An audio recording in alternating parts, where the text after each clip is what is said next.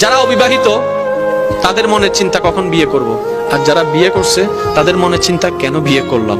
যারা বিদেশ যেতে পারে নাই তারা ভাবছে কখন বিদেশ যাব, যারা বিদেশ গিয়েছে তারা বলছে জীবন অনেক বড় একটা ভুল করলাম।